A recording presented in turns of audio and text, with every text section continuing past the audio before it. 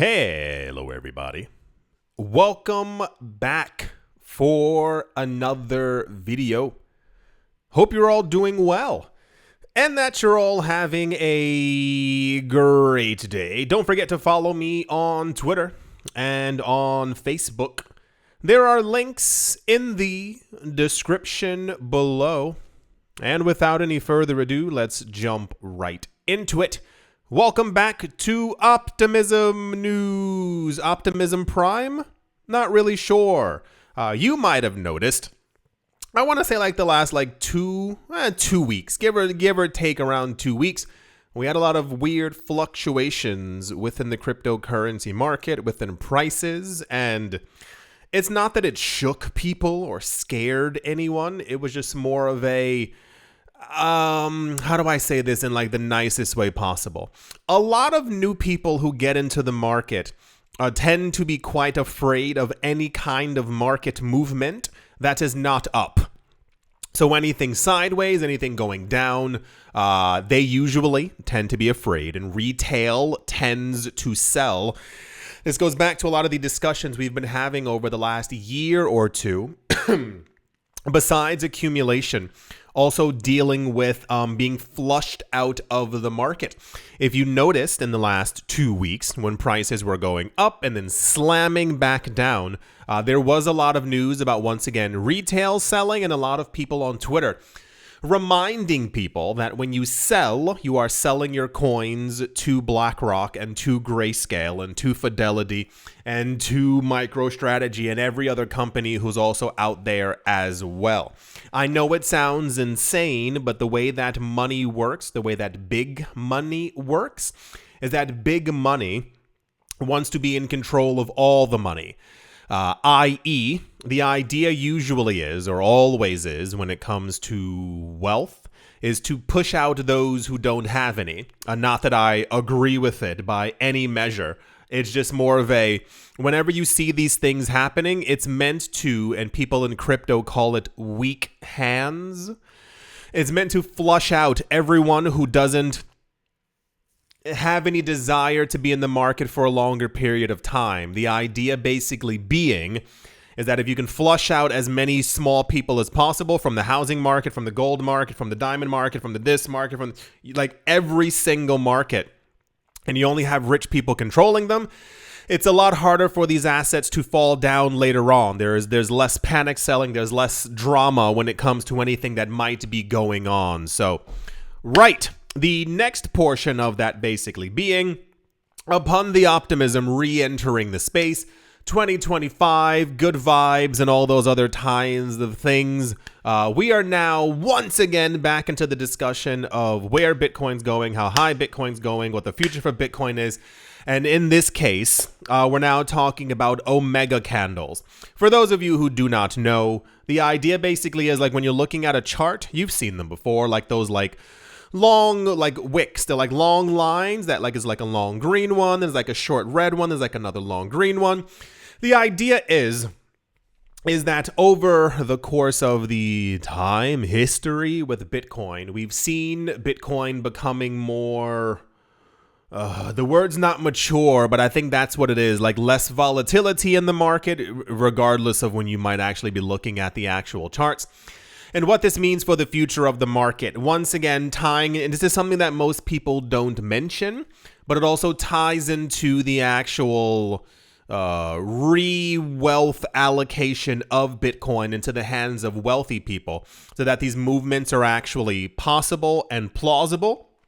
It comes with a supply crunch, with the actual illiquidity of Bitcoin. That is to say, as more Bitcoin gets locked up, the supply is basically drying up. So anytime that someone makes a purchase, the price will go up higher than it would have done before. This is literally the idea of it. So if you hoard all of it, don't move any of it, lock all of it away. This also ties back into the idea of staking your Bitcoin. Then basically Bitcoin will have very dramatic moves upward. There's a guy by the name of Samson Mow. He is not only very popular, but when it comes to being a Bitcoin bull, a Bitcoin maximalist, he's kind of up there with like Jack Dorsey and other major figureheads within the space, a veteran of the Bitcoin ecosystem says that Bitcoin is moving into a phase where extreme price impulses to the upside will become normalized. If Bitcoin is rare, if Bitcoin is scarce, if right now we see more Bitcoin moving off of exchanges, there's not as much as there was a week ago, a year ago, 10 years ago, this supply will continue to decrease. The amount of wallets who we see who are buying and have never sold also continues to increase. There are new wallets all the time who are buying a Bitcoin a day, 10 Bitcoin a day, 1,000 Bitcoin over the course of a week. We're seeing more and more companies enter the space who've already been in the space, who are announcing we bought before, we're buying more, we're buying in the future. We do not plan on selling. They're planning on holding on to their Bitcoin for as long as anyone can possibly imagine, especially if the idea is that Bitcoin can technically go up in price forever against the US dollar, because if Bitcoin is deflationary and the US dollar is inflationary, there would therefore then be an infinite amount of money from US dollar printing, from euro printing, from yen printing that could move into Bitcoin. Bitcoin supply is already super scarce. It's getting scarcer. I find it incredibly weird that people around the world and people within the cryptocurrency space aren't treating this like some kind of, I don't even know what to call it. I worry about this every single day, that like the scarcest asset that we've ever had on this planet is actually, drying up.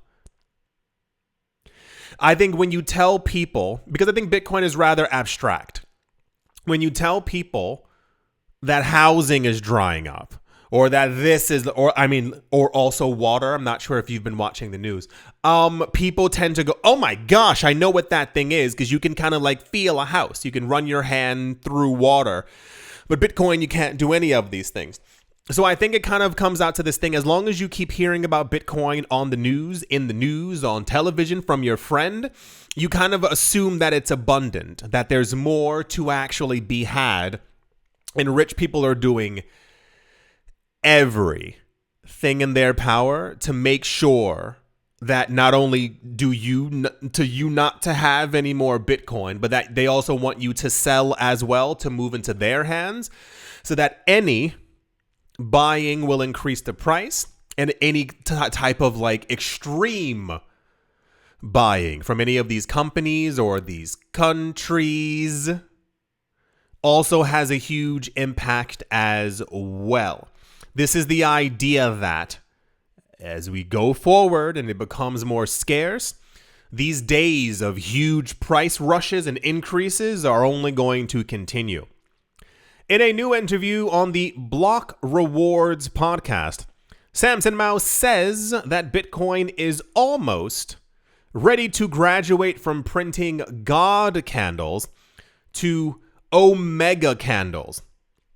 His idea basically being, I don't know if you remember 2 years ago, God candles for some reason was like one of the main phrases, and maybe it just sounds cool. It sounds very like Dragon Ball to me, like Goku God, blue hair, Omega Vegeta, white hair, or something like whatever colors they have now, because there's like 18 different colors. But people, it caught on. This is one of the things that people like. So the idea of a God candle to Samson Mow is moving up around $10,000 a day, or like from an actual price movement, which we've actually like nearly seen before. And I mean, if you want to really give it to semantics, we've basically seen them before. However, he thinks that we are nearing the point where, hear my words and hear them good, he thinks that we're nearing the point where Bitcoin is going to start to have $100,000 daily moves. Now, once again, hold on to your whatever you're holding on to. The idea behind this is the accumulation of everything that I just told you times 20. At the time of me making this video, we are still having question marks over our heads like a Looney Tune cartoon, trying to figure out if or when the United States is going to start their Bitcoin strategic reserve. The idea, for those of you who don't know or simply have forgotten, Bitcoin is going to go up irrespective of what happens. However, if we hear that the largest economy on the planet is going to start accumulating Bitcoin in mass, it is going to cause the price to literally skyrocket into the air. Anyone selling, this is from not only my vantage point, but from the vantage point of logic. If we hear that the US is going to start a Bitcoin reserve and anyone sells their Bitcoin, they are going to look insane. Like literal tinfoil hat on their head, walking around the streets in their boxers, banging pots together, screaming that the sky is falling. You're going to look absolutely nuts. So anyone who sells those coins will be absorbed by not only MicroStrategy and Fidelity and blah, blah, blah, and all the other weird names that they have. There'll be another 10 million people who are going to enter the market instantaneously with nothing but buy orders at spot. No one will be waiting for any price dips or I'm gonna wait to see if Bitcoin goes down by 8,000 because I want to. Oh, it's gone. That's where we are on the cusp, the precipice of, and where a lot of people think that mainly 2025 onward is going to be. If you didn't see my last video, I implore you to do so because it is going to rock your world based off of everything that's going on.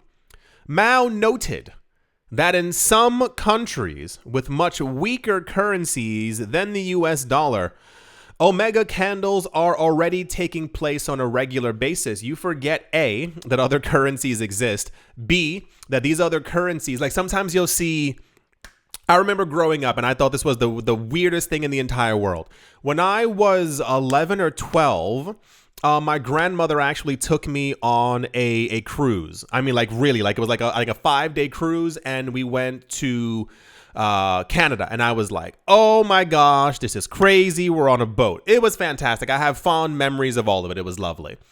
When we got to Canada, I remember we had to like swap our, money, the US dollar for the Canadian dollar, and I was like, what is this? And I was told immediately by everyone around me how much weaker it was, so I would have more buying power with the US dollar, and I was like, that doesn't make any sense. I'm only 11 years old. I'm not really understanding.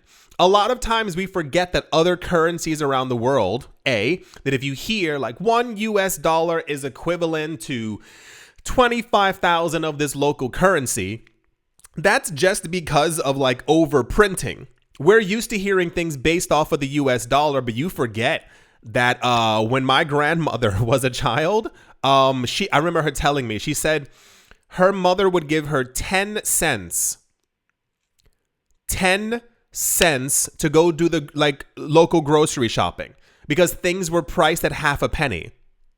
Like actually, she would come back with full bags, still have 3 or 4 cents left over with. She was telling me when she was a kid, she remembers going to like these like little like burger shops and stuff like that with her friends, like the ice cream, whatever people were drinking back then in the 40s and 30s. And she was telling me, never forget this, she was like, a burger was 2 cents. You could get a burger, some fries, and a milkshake. That's the thing. And it was like 8 or 9 cents. And she was like, that was also like absolutely insane. So you forget that things used to be that cheap because you're used to now pricing things at $14.99. You think it's okay to get a burger, fries, cola, and something else, and it comes up to $19.80 on the screen, and you go, well, just inflation. That's already happening in other places around the world, and it's going to happen within the United States as well. There's a reason why people are asking $5,000 for 1-bedrooms now. Think about this. There's going to be a point in the next 15 to 20 years where studio apartments are $3,000 to $4,000. I was watching a video last night, and it was one of those like compilation things where people are talking about blah blah blah blah blah blah so and so, and somebody was like, a couple of years ago, my studio apartment was $900. My landlord sent me a letter talking about inflation and this and that and so and so and so. My studio apartment's going up to $1,750 per month. And I sat there and I was like, that means in a couple of years, like studios are going to be $3,000 a month. One bedrooms. If you get a chance, I don't know why I fell down that rabbit hole, but also algorithm, awesome. If you get a chance, look at videos on YouTube and online, maybe even TikTok, I don't know, of people talking about how expensive things are in New York. I mean, a one bedroom, 42 meters squared, around 420, 430 square feet, 8,000, 9,000 a month. And I was like, are the walls made of gold? Is there a maid service? Like what is it? It has a washer dryer and it has a view when you look out the window of another building that's like arm reach away. At some point, that apartment, because of inflation, which also is not keeping up at all with wages, that apartment's going to be $15,000. And you're going to hear about someone who's renting it. You're going to think, I mean, they are completely insane. Even now, 8,000 or 9,000. Are you out of your gosh darn mind? It's insane what's happened. I remember being a kid in a one bedroom, and I remember I think rent was like $450 or like $500, and that was like, oh my word, like that's so expensive. When I tell you all the time, like you need to accumulate assets, this is what I'm talking about. You need to make sure that you are like safe, secure, shielded from all the nonsense that's going on. One of the few things that we have that seem reliable are assets because they keep up with the price of inflation. I told you in multiple other videos, we're not going to go deep into it. During this bull cycle, bull market, I don't care what word you give to it. If you decide to take profit for the love of ever-loving goodness, please buy property. Please buy something that will continue to appreciate.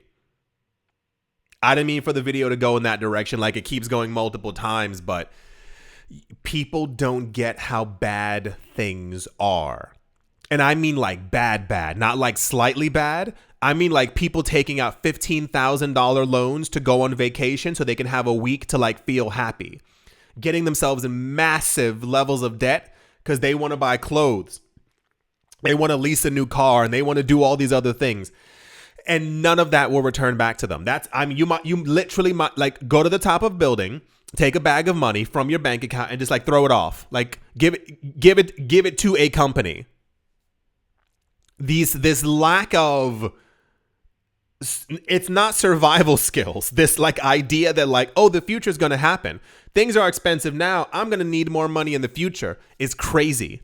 This entire keeping, and I know why. And I know why more people are trying to keep up with the Joneses and all this other stuff is basically because of the way the society was made, is kept. We are meant to be consumers. We are meant to not pay attention to financial news, financial information. Listen, we are not supposed to essentially know that the US would even think of accumulating Bitcoin. We're not supposed to know what Bitcoin's price is, what Bitcoin does, how it functions. Think about it. We're not supposed to know any of these things. Dividends, assets, liabilities. What are those things? I don't understand what they mean.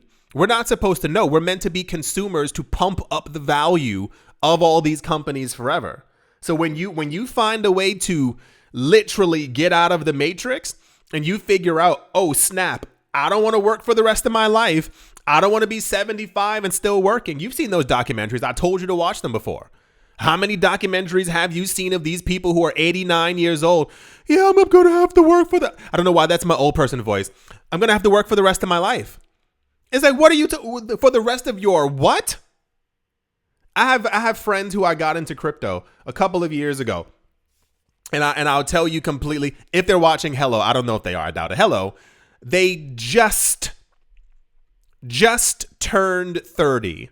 I got them into crypto around 4 or 5 years ago, if the market does a 3x, not a 10x, not a 15x, not a 25x. If the market does a 3x, those two friends are retiring. Retiring. Like they're done. Like I know what their portfolios are. They're planning on buying multiple homes. They're planning on getting dividend stocks. They are literally retired. They're not even leaving the crypto space entirely. It's a fraction of what I forced my friends to buy years ago. I told you that. If you, I refuse to be the only one who has money. That's not me holding my pinky in the air. That's not me trying to sound bougie or whatever might be going through. Listen. I don't want to travel alone. Like I want to travel with people. Like when I wake up at like 10, 11 o'clock and I want to text my friends and be like, let's go do something. I don't want, I have to work. I'm going to work for the, no. I have the solution. And I told them I had the solution years ago. They're the only two people of my friends group who actually like listened. You know how bad inflation is going to be forever?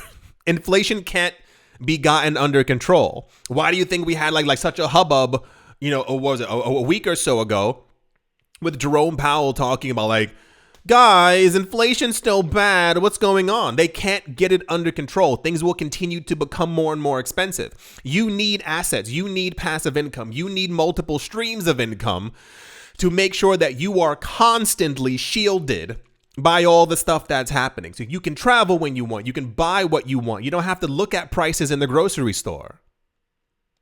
It's not even that it's not difficult. All of it is laid out, sprawled before you. Why do you think whenever we see prices go down over the course of a 2-year period, I'm still making videos? I'm here to tell you every single day, don't lose hope. And then you see prices go up and you go, oh my gosh, he was right. Of course I was right. We hear that people are millionaires and billionaires are buying up as much Bitcoin as humanly possible. What are you not getting? It's so crazy to be in this space and see people lose. Bitcoin falls down $5,000. Oh my gosh, we're broke again. And it's like, what? You know how many countries are buying and using and mining Bitcoin?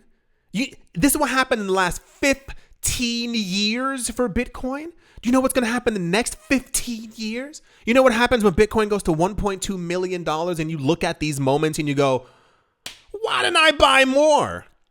The money that you're going to have in the future, the ease of life that you're going to have. I told you, you are going to have people in your life who their jealousy will be so obvious you're going to stop hanging out with them.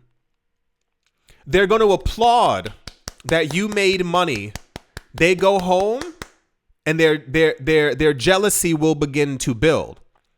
Why does he get all the money? How did he make so much money? I thought about getting into crypto, but crypto is a scam. I'm not going to touch that at all. And they'll see your wealth grow.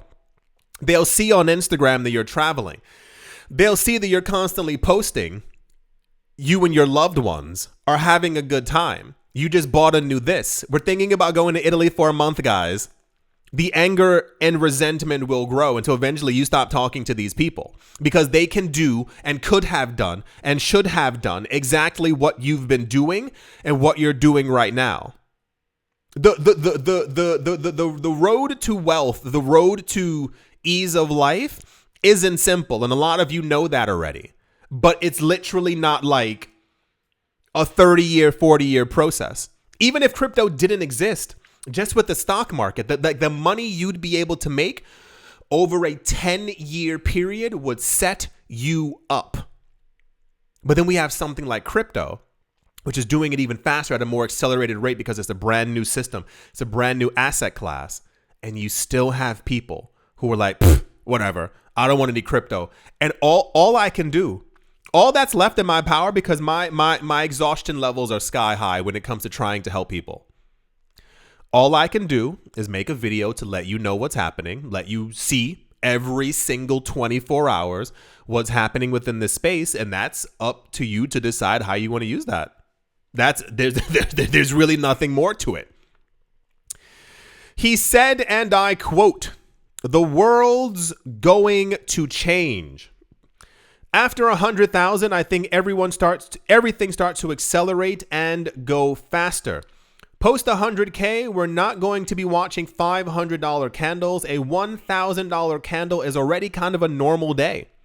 And I think the next step from that is 10K and $100,000. We almost had a God candle a couple of weeks ago.